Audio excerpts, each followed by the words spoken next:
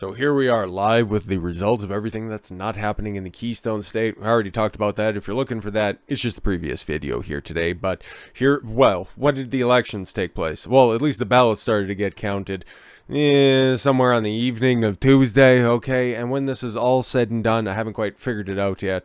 I might do the official line video over here on YouTube, and then I might have a different cut over on Rumble. And knocking that idea back and forth. We'll see where we go, but at least for the ones that I care about right now that have yet to be decided, because guess what, guys? It's live, pal. You can see the ticker right up there underneath U.S. Senate results, okay? 11/11, 4:38. 4:38 local time for me, so adjust it wherever it needs to be, and by the time I edit it, put everything up, make the goofy thumbnail with somebody's laser eyes, or I don't even know what the fuck I'm going to be working on for that one, but get everything all done and dusted. This is live today, and I forgot to mention this beforehand, okay? Happy Remembrance Day or Solemn Remembrance Day. Not exactly sure the greeting that you're supposed to use for that one because it's kind of a goofy one, but again, yeah, man, in remembrance of the most unnecessary war ever, okay? Remember World War I, and actually not many people do because not very many people learned about World War I, but if I'm to just sum it up in a short sentence, not something that I'm prone to do, but I pretty much can for this one because I've thought about it quite a lot. World War I was a war fought over what happens when you have too many ties with too many nations that don't have your best interest at heart and act out of emotion instead of rationality. Gee, doesn't that sound like something that we're currently living through right now? Wild quinky of a goddamn dink we have there. But regardless, anybody who served this year and in years previous to that, your sacrifice to the armed forces that are out there, this transcends politics. At least it should, in my opinion. Okay, thank you for your service very, very much. And to my friends in the United States for that in which we're going to be paying attention to your elections for this video right here. Happy, commemorative, solemn, whatever it is for Veterans Day, because that's your guys' equivalent, okay? Got that covered. Let's take a look at the Senate result races, because as you can see, there's a couple that are still outstanding. A couple of them are pretty consequential, okay? Alaska, we'll start with something good. How about that? It looks like Kelly Tishibaka is going to beat the brakes off a fucking old Roblox dome there. Couldn't be happier about that, but we'll have to see where the rest of the votes count in, because that's the only one. When it comes to delays that are out there, you could expect a delay coming from Alaska. Is that out of the realm of possibility? I don't think so. That seems rational. That seems regional, or rather reasonable, sorry. It also plays into the whole regionality of it, because there are some people that live in remote fucking places, okay? And then to get those paper ballots, okay, back down to Anchorage to do the counting, or wherever they do it for the entire state, okay? That takes a second, okay? So I'm kind of fine with that. That is something that's been out there for a goddamn long time. Okay, and guess what? No fucking mail-in ballots would fix that shit. Okay, make it quicker, snappier, not fix in, you know, the YouTube big tech verboten sense. I'm just talking mail is still slow to get up there. There's no fucking Amazon Prime for the tip of the fucking Arctic Circle, okay? But as for Senate results, okay, you got Arizona, which isn't going to continue counting until Tuesday. Yeah, you heard that right. We aren't even going to know, okay, who is the ultimate winner in both the Senate and the House. Or, I'm sorry, the Senate and the Governor's Mansion, both of which there's an intense amount riding on here for both Arizona and for Nevada, okay? Because as you can see in Nevada, the Adam Laxalt lead has shrunk quite a bit, okay? That was upwards of about 3 points last time that I checked in, and then, hey, man, we're getting close to the finish line here, and he's up by about 1 point, about 9,000 votes right there. It was pretty wide beforehand. I guess Clark County decided to turn on all their counters, so we'll see what happens there. But I've been seeing a couple of his tweets, okay, that have come out, and the way that his campaign broke it down. Don't know if this is true or not, but this is what he or whoever's running his campaign was talking about, okay? Catherine Mastro Cortez, because you know she's in a good, strong relationship when she won't even take her husband's last name. But regardless, okay, she needed to break just about 64% of the votes coming in order to have a shot at Laxalt. Looks like it might be close. I don't really know how many votes are outstanding there, but he should be able to hold that off. Otherwise, this one's going to be going to a recount, and we're still not going to know what the fuck is actually going on, because I don't think they're going to be counting over the weekend. They probably aren't counting today, so we'll be checking in on that when this is all said and done. Same thing with Arizona, but they're even further behind, okay? And they're still, apparently, from what I'm hearing from the likes of Carrie Lake and her campaign, they're still, get this one, 500,000 votes to still count out there. They're just, I don't know, chilling in a fucking arena somewhere or some shit like that. We'll get to them when we get to them. It's like, okay, cool. Theoretically, they aren't going to fucking change, okay? So the results are still going to be the results whenever we get around to it. And what's the big deal, okay? They don't get inaugurated until the new year. Well, we've been through this rigmarole before, and thanks to big tech platforms, you know, being really strong with the First Amendment, I can't say exactly what I want to, even though I wouldn't be making any lofty claims about this, okay? If they win, they win. They lose, whatever the fuck. But I just don't like, okay? And this is why I might be doing the different take video on the other side. I just noticed the huge split here, okay? So you got about 5 points, a cunt hair under 5 points between Kelly and Masters, okay? So Kelly's got the lead there. Now we can go to the governor's mansion, okay? Like, okay, let's, just for proximity's sake, okay? And just for corollaries to be drawn here. So you got 1 percentage point, 9,000 votes, 450,000 for Laxalt, okay? And then on Kelly's side, you got 1.06 million for Mark Kelly. And then you take a look, okay, for the governor's races, because those ones are still up in the air, and it looks like Oregon's also going to be close there. That one's coming down to the wire as well. That's very interesting. That is very interesting, because I thought there was an outside shot for Drazen opposed to Kotek there beforehand, because what was it, Kay Ivey? No, not Kay Ivey. She's the governor of Alabama. She's got problem glasses, and I fucking forget her name. She's terrible regardless. I guess she got term limited out, and then Tina Kotek's going to be her replacement. Probably somebody who worked in the fucking office too. I'm not entirely sure there, but Christine Drazen, it sounded like in some of the betting markets that were out there, she had an outside shot, but then again, so did Don Baldock in the Senate, and he got the fucking shit kicked out of him by just about 10 goddamn points. Embarrassing. But governor's mansion, yeah, Alaska, 70% of the vote. Okay, everything's all in there. Might have to run the numbers a little bit more closely when everything's all said and done, but again, okay, so you take a look, okay, Katie Hobbs, apparently not as popular. I always find that weird, okay? You're willing to vote for somebody who campaigned from their fucking bathroom in Katie Hobbs. She wouldn't debate. She would barely turn up to a couple of places. I only seen her go to one town hall where Carrie Lake was, and she had to speak after or before. Couldn't be seen on the same stage with Carrie Lake. Very fucking interesting. I'll just make one campaign stop, and other than that, I'll just go campaign and say that my office was broken into. Cool. How about the day before the election, Carrie Lake's office had to be evacuated because some white powder turned up at her office. Bet you didn't hear about that fucking story. Yeah, mass media liked to cover that one, didn't they?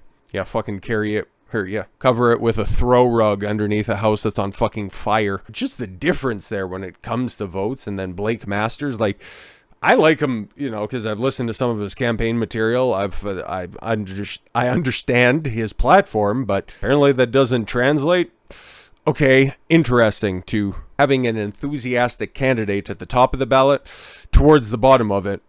I'm just wondering, okay, and then you just draw in the corollary of the Democrats' obsession with holding power at the federal level as opposed to letting the states swing in the wind. You can, you know, draw your own conclusions, I'm sure, but that's where it's standing right now for the Arizona race. Again, they're going to begin counting once again on Tuesday. And then in Nevada, then you got this big old gap here. You got Joe Lombardo, okay, as opposed to Steve Sisolak, okay, 3 points, okay, over 3 points in that one, okay, 29,000 votes with 93.6. I'm not too sure what would that end up translating to. Just about 50,000, between 40 to 50,000 votes still outstanding to be counted. I don't know what Nevada specifically is doing when it comes to that stuff. Okay, I don't know when their votes are ultimately going to be tallied, but you just take a look at how many people voted in Florida. 4.6 million for Ron DeSantis. Okay, even if it's 8 million votes in total. Okay. okay? They were all cast and they were all counted within fucking hours. But Arizona can't get to the bottom of 2.5 million, okay? Nevada, same thing with about a million and change. Interesting. But you take a look, it's like there's more than 1 million people in Nevada, okay? There's well more than 3 million people in Arizona. Where the fuck did all the votes go? Like, okay, yeah, the midterms didn't quite turn out the way that some of the strategists, okay, even some of the other people thought that it might be even more of a bloodbath that is out there. But when you actually dissect everything and then you start to figure out why this was happening the way it did, as opposed to this should have happened, therefore we just need to blow everything up and go back to Bushite politics. Okay, Daily Wire, continued to spurg out about an $8 Twitter verification because you guys love your credentialism so much. Remember when Ben Shapiro was pushing the vaccines incredibly fucking hard? Yeah, that was funny for him. That continues to be thrown back in his face. This is a long shot, okay, for a second here, okay? But they are the biggest news platform, conservative news platform over on Facebook.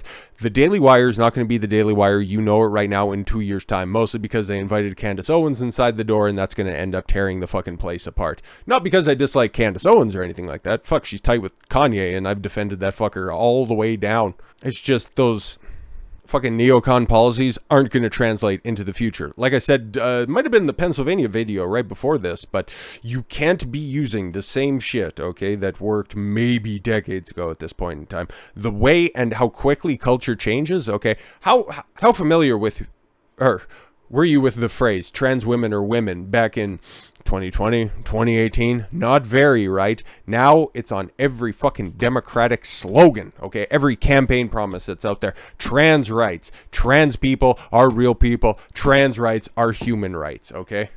How much more wild is it going to get? And Daily Wire's back there just trying to catch up, saying, no, John McCain was a good man. He didn't collaborate with the North Koreans or the Vietnamese. He's not that old, but he is that dead.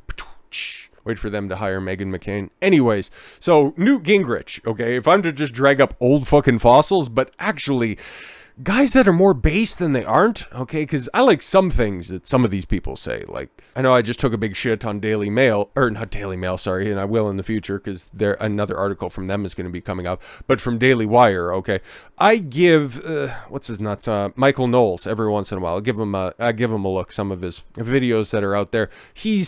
I don't know if he's supposed to be the more hip and cool and fashionable alternative when it comes to that stodgy old boys club that they have over there. Maybe, but I give him an opportunity every once in a while. He says some things that are at least stray away from the corporate line that are over there. And especially one of the videos that was making the round, like, I don't know if they're fucking paying for revenue or algorithm support over on YouTube, but when Andrew Tate was popping off big during the summer, one of his and Michael Knowles' reaction videos to some of the more salacious claims of Andrew Tate popped up, and he was agreeing with a bunch of it, and then he just, started to interject the God pill, and it fucking just took me out of the whole situation. Oh, he's not telling those girls that they should be going to church. It's like, bruh, have you been to a church lately? Do you know how many hoes turn up there? Christ, when they're praying ain't the only time they're on their knees. But no, just because I don't like somebody or a corporation doesn't mean that they can't bring up good ideas. Like you see with Newt Gingrich here, okay? He was the Speaker of the House. He led that historic victory during the first term, midterm of Bill Clinton. I think that's what it was, 1994. In 1994, that would put it there. The contract with America. He was the Speaker of the House. The first time in decades that the Republicans took back the House, okay? I think also took the Senate at the same time, but regardless, he was the Speaker of the House at the time. He was one of the few Republicans, okay, during that time, until Trump came around, that actually had his finger on the pulse of what the American people wanted, okay? So even though he's been back in the cut, just backing all of the same big guys up at the top of the Republican Party, every once in a while he still stumbles on a gem that's out there, and we don't have him for much longer. I'm wishing for that. It's just the motherfucker's like 80 plus years old. Just about old enough if he wanted to flip over to the other party to run on the ticket for 2024, but we'll more on that in a moment. But the GOP, the GOP got nearly 6 million more votes, but lost many races. What's going on? He's making some claims, okay? The GOP, okay? Nobody wants to talk about it. You don't hear this from mass media outlets that are there, okay? 51 million votes have been totaled so far for Republicans, and then 45 million for Democrats. Huh, weird. You don't hear anything about popular vote now, do you? Interesting. Only when it suits them, I suppose. But then I'm also wondering, okay, so 45 million votes for Democrats. Joe Biden, not but 2 years ago, got 81 million votes, the most popular president of all time. Trump got 74 million, okay? He got 74 million. Where the fuck did all the votes go? Got, for the most part, the same policies in same places. A couple of places that shored up their election integrity rules, passed a couple of laws and stopped mass mail-in balloting, clean up their voter rolls. Okay, so maybe things were a little bit more safe and secure and fortified this time around. Okay, just 51, probably at the end of the day, 52 or 53 million for Republicans, and for Democrats, 45, 46 million. Where did the support go? It's almost like if there isn't a popular issue, if there isn't a tentpole candidate on top, most people don't give a fuck about politics. Why did you think, okay, leading up to this election cycle, I was telling you during some of the videos that I was doing, there's just no enthusiasm around here for the midterm elections. And then I also, my ear perked to some of MSNBC's coverage, because every once in a while you got to take a look at some of the deadbeats that are out there and see what they're reporting on. They were saying, okay, that Trump was very, very quiet for October. Now, I was talking about it all the time, mostly because I got to upload directly on Rumble. I would always see him making campaign stops, and it's like, oh, you guys can just lie because he doesn't have a platform, okay? I miscalculated, okay? And I didn't quite understand the effect to which cancellation ended up having downstream effects for Donald Trump, because he was out there on the stump. You can take a look, something that mass media isn't doing. You could take a look at his campaign schedule. Like, that motherfucker was out there multiple times a week doing huge fucking rallies, huge rallies out there. And there's about to be another one on Tuesday at 9 p.m. Eastern or something like that. Ooh, just wait for that. Just wait for that. But he pulls all of those crowds, okay? If it wasn't for Trump holding those crowds, I love Ron DeSantis. I think he's going to be a great president one day. But you take a look at his crowds that he pulls, a couple hundred people in the parking lot. Trump pulls thousands. Thousands. Trump is on a different level, okay? And all of this infighting, all of these never-Trumpers turned, okay, final vote for him, and then the moment they have an opportunity to just fucking backstab him, no, we just need to get rid of Trump. This fucking lackadaisical effort, okay, in order to understand your situation. You have to get the Republican establishment on the same fucking page. There was another thing, okay, another video that I put out there as well. It's almost like it's Don Stradamus here for a second. But I was saying, if the Republicans lose, I remember the fucking thumbnail. Very, very rare that I actually do this, but I remember the thumbnail. I said, if the GOP loses the midterms, they only have themselves to blame. And guess what? They were a house fucking divided, okay? And that's why I see something like this, and I am very happy to report on it. My mouse isn't working. God damn it, that was supposed to be a nice smooth transition. But anyways, Republican senators demand GOP leadership vote be postponed after midterm failure in the Senate. And again, I take a look at it, okay, hindsight being 2020, where did you expect to pick up fucking Senate seat houses, okay? Like, I understand, okay, it's a big butthurt about Pennsylvania. That sucks. You won in Wisconsin. That one was supposed to be close. It ended up being closer than anybody anticipated. You were hoping for something in New Hampshire, but yeah, man, 10.1 points, that sucks. Okay, where the fuck else were you supposed to pick up the rest of these seats, okay? You would have needed a fucking miracle, okay? You would have needed an 80-yard Hail Mary pass in the driving rain with fucking hurricane force winds. You would have needed the stars to fucking align in order to have this massive Republican senatorial victory, okay? Chances are it's going to be either exactly the same or heaven forbid, okay, don't want to jinx it or anything, you might end up taking back the Senate, okay? Oh no, it's a red trickle, and all these fucking doomers who don't know a goddamn thing. Listen, I've been in this shit for a long fucking time, okay? I was that conservative kid at school who knew all about politics, okay? Canadian politics.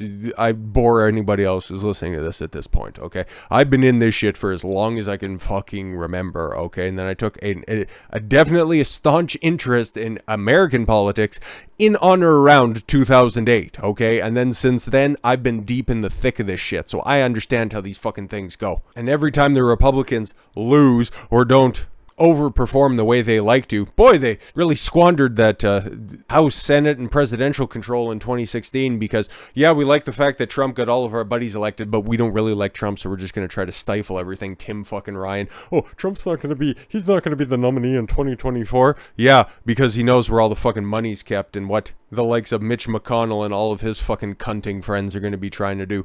There will be something, okay? And that's why there should be, okay? Wait until after that Georgia runoff on December 6th, okay? Wait for then to figure out if you're going to have a minority leader or you're going to be having a majority leader, okay? And you know what? The Democrats should be doing exactly the goddamn same thing, okay? Because guess what, Mitch McConnell, this lands not on your shoulders, okay? Because they would just slump right off because you don't have any. As much on you as it does on Chuck Schumer, okay? Because he lost, bro. He barely fucking won to begin with. If it wasn't for lackadaisical candidates, once again, the GOP not understanding this, and then also listening to a bunch of different stuff over the past couple of days, Mitch McConnell pulling support for Don Bolduc, for Blake Masters in Arizona, okay? Days before the election when they could really have used those extra funds that were right at the ready for the GOP, but no, we need to store up for 2024. We have a big election on our hands very shortly. But bruh, you made sure that, your boy John Thune there had plenty of backup, I suppose, right? How much money did Lisa Murkowski get from your coffers as opposed to what Tishy Baka got? Exactly.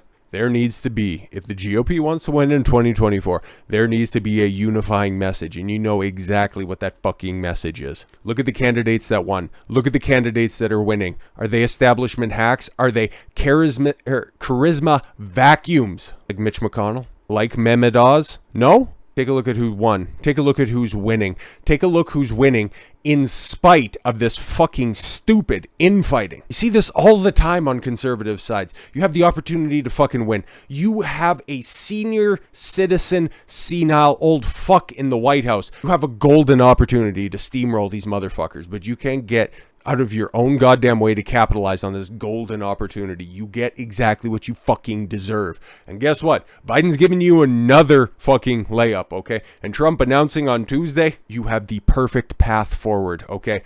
I wouldn't be surprised if over the weekend there isn't just a sneak indictment in order to fuck up the whole Trump train that's going to start rolling on Tuesday. He's out right now marrying off his daughter Tiffany. Congratulations to them. That's fantastic. And again, Trump can walk and chew gum at the same time because he's making waves to get ready and deliver a fucking speech of a lifetime, because that's what he needs right now. He needs to rally the troops, especially going into Georgia, because that's going to once again mean a whole fucking lot. And if he wants to be the leader, if he wants to be on top of the GOP, knowing what he knows about the inner workings of that fucking corrupt party, he's got to deliver a banger that resonates with everybody. But let's go back to this, okay? Who's calling for what exactly? That's what I want to get to, okay? The Senate GOP leadership vote next week should be postponed, wrote Marco Rubio, who actually benefited for having a tentpole candidate at the top of the ballot right there. Yeah, the only reason he won by just about the same margin that Ron DeSantis did is because Ron DeSantis was on the fucking ticket, okay? The only reason Arizona is that close because you have the charisma tidal wave of Carrie Lake on that ticket. The only reason it's as close as it is right now and both of those candidates are fucking skyrocketing to victory is because guess who didn't fucking fund this shit? Exactly. First, we need to make sure that those who want to lead us are genuinely committed to fighting for the priorities and values of working Americans, of every who gave us big wins in the state like Florida.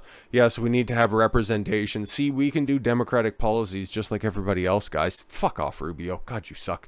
Senator Josh Hawley, make him the majority leader. I would just love to see the spurg out right there because, ooh, boy, they hate him. Oh, they hate him, but he's terrific, okay? Even though he kind of had a fucking borked opinion on Ukraine in the beginning, but he seems to have turned around as like, how much money are we sending over there? He's pretty based. Meanwhile, yes, Hawley agreed with Rubio, asserting by saying that I don't know why Senate GOP would hold a leadership vote for the next Congress before the election is finished. Yeah, which is kind of fucking retarded, but we are here after all. Republicans are currently at 49 seats, Democrats at 48, blah, blah, blah. Kamala Harris has the tiebreaker until she has to appoint a vice president. But we're not making any lofty claims about that now, are we? For the Republican leadership race, it's not clear who might challenge current minority leader Mitch McConnell. I got some names. We might be able to look through that once this leadership vote is called. But anyways, okay. Other leaders of the Republican Party include Minority Whip John Thune, Conference Chair John Barrasso, fuck off, Senatorial Committee Chairman Rick Scott, fuck you, and Policy Committee Chairman Roy Blunt. A fucking cuck. But he actually got replaced by the based Eric Schmidt because he ended up winning his election, which, oh, you don't hear a goddamn thing about that. It's almost because he's America first. And he was also the attorney general that filed that lawsuit that the DHS leaks were referencing. Oh yeah, the one that outed the White House corruption directly with big tech about how they want to censor certain views. Oh yeah, that Eric Schmidt coming to the Senate. Hopefully he can take that same energy up to the Senate. A boy can dream and a boy can hope, but of immediate names that come off the top of my head as for leadership candidates that should be challenging Mitch McConnell, I think you know the ones already. Okay, Josh Hawley, obviously, I already pointed him out. Ted Cruz, if he's worth his fucking salt, because he's never going to be president, okay? That bench is starting to fill up for the Republican side, okay? So if he actually wants to make a name for himself and he wants to continue to roll through this shit, he should throw his hat in the ring on this one because he has sway, he has power. He's a good orator, okay? I can't take that away from him. He's a compelling speaker. And he's also slippery enough to work on both sides. So he would be a pretty decent leader of the Senate, okay? Majority leader. But we'll see what happens. And then also if Mitch McConnell's going to be running again or if he's going to be making a retirement announcement because that motherfucker's old as shit, okay? And he was also just waiting for his boy to get elected governor of Kentucky so that he could handpick his replacement in the Senate and then just ride out the next 4 years of his term. Anyways, nothing corrupt about that at all whatsoever. It's almost like that's exactly what's happening in Pennsylvania too. Elect a guy who's only to have his, commie wife just backdoored in. Nothing fucked about that at all whatsoever. Hope Fetterman makes a full recovery. We need a full 100-person Senate after all. But Biden, okay, in the aftermath of this, you probably already heard this story, okay? He's not going to change a goddamn thing. He thought he won. It's like, bruh, you're going to lose the House. There's a good possibility that you end up losing the Senate. You didn't win fuck all. But he is so insolent. And people calling him out as being arrogant, that's 1000% true, okay? Because how can you lose both chambers and still think that you won? Oh, it wasn't as bad as an ass kicking as I thought, okay? I only have one broken leg, okay? I'm not paraplegic. It's like, the fuck? What kind of logic is that shit? But like I said before, and we ain't going to read a whole lot of this unless it pisses me off or anything like that, if the GOP just has a consistent message, because the candidates that won handily, I'll just take a look at Ron DeSantis, and even if you want to take him out of the mix, okay, you can look at Greg Abbott. That was just about, or it was, 10-point victory. That was over there. Crushing, thorough, definitive victories. What were their campaigns on? What were they doing in order to get name recognition that's out there? Because I would argue that Beto O'Rourke, or little bouncing baby Beta, probably has maybe a little bit more name recognition than Greg Abbott. Not too sure about what it means in Texas, but I'm sure overall, if we run Google Trends and all that stuff, Beto O'Rourke's probably a little bit more popular than Greg Abbott, especially if you type in candidate's name plus monkeypox, then of course, old Robert Francis is going to be popping up there. How appropriate. Didn't intend for that. But what were these successful Republican candidates doing? What were they running on? Cultural issues. Why did Glenn Youngkin last year come to a commanding victory and flip just about the entire state of Virginia from blue to red? How did he do that? Cultural issues, okay? He was going to protect your kids inside the school from the woke indoctrination that's out there. They weren't up there preaching all our socialism, they're going to tax us all. Those are nice bedrock concerns when it comes to conservatives, but to proselytizing to the masses, you need to have snappy things that you're campaigning on, okay? Woke indoctrination of your kids in the classroom, lockdown retribution, rising inflation, and whatever the fuck over the next couple of years is going to manifest how fucking terrible this is going to be. Hey, remember when you couldn't have a nice Christmas because everything was on fucking back order? I guess you celebrated Christmas in July like many other car companies tried to run a fucking campaign on. You need to campaign on the issues that people care about, not what you think they care about, what they actually do care about. You need to get everybody on board with that, and if they aren't on board, fuck them. You stay over there because, oh yeah, tried to play your game. Try to play your game, establishment GOP. Guess what? You didn't fucking win. Your primary candidates, they all fucking lost. Trump won. Trump won overwhelmingly, okay? 161-9 or some shit like that. Like, it was a fucking trounce. You want to take a look at the ability for one person to shape an election? You want to see how a kingmaker is anointed? Just take a look at when the actual elections matter, okay? Inter-party elections when it comes to that type of stuff. Obviously, the general elections, the midterms, okay, the special elections, that's between two parties, okay? But the influence of said person within the party themselves, okay, those qualities are exacerbated at the primary level, and Trump fucking won. And even still, if some of the fucking intelligentsia, galaxy brain cunts that are out there want to say, oh, well, the Trump candidates, they ended up losing big, like Biden's going to say. It's like, bruh, where? Which one of Trump's big endorsements, okay, somebody who he inexorably tied himself to, lost? Oz? Okay, give you that one. Outside of that, who? J.D. Vance? Oh, yeah, he won. Pretty handily, right? That was his boy. That was campaign night. On the eve of the campaign, where was Trump doing a big rally? Ohio. It wasn't for Mike DeWine, who ended up winning by a big fucking margin. That was for J.D. Vance. So at least if you're going to be taking shots, fucking hone in the sights first. Oh, speaking of fucking unnamed dopes, Biden has been accused of acting arrogantly after he insisted he would not change course despite coming perilously close to losing control of the House and the Senate. Bruh, the House is still going to happen, okay, regardless of how long it takes to fucking count these ballots. And if it doesn't, I got some questions for you. I got news for you. And the Senate too, like that's walking a tightrope, bruh. You either didn't gain ground, or it's going to be pretty obvious that you lost ground when your boys aren't in fucking charge of the Senate or the House, okay? So he's so disassociated from reality at this point, okay? And if he honestly believes that, like, he's been in politics long enough, okay? He was there in the back during the signing of the Declaration of Independence, so he knows how this fucking shit ends up breaking down, okay? And if he doesn't, then we got other problems, like a 25th Amendment problem. Anyways, both races are too tight to call, even, 5 days after the election? Weird. President insisted on Wednesday, so this was right afterwards, after you didn't know much about anything else, but to be fair, not much has actually been cleaned up afterwards, okay? The president was in a jovial mood, so he got the appropriate drugs in order for him to give a rousing speech. Or the fact that he called a lid before noon the day before. He had enough sleep to go up there and natter on for about 20 minutes before he collapsed and fell off stage. That his party kept a red wave from crashing over the country.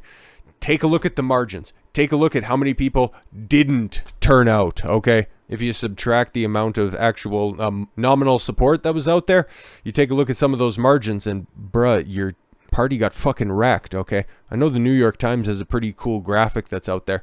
Just about all the counties are going more red. Like, you're not winning anybody over. The places that you were winning handily before, you're still winning, just not as much. So yeah, the math didn't work for this red wave, 300 plus House seats, okay? 57 seats in the Senate.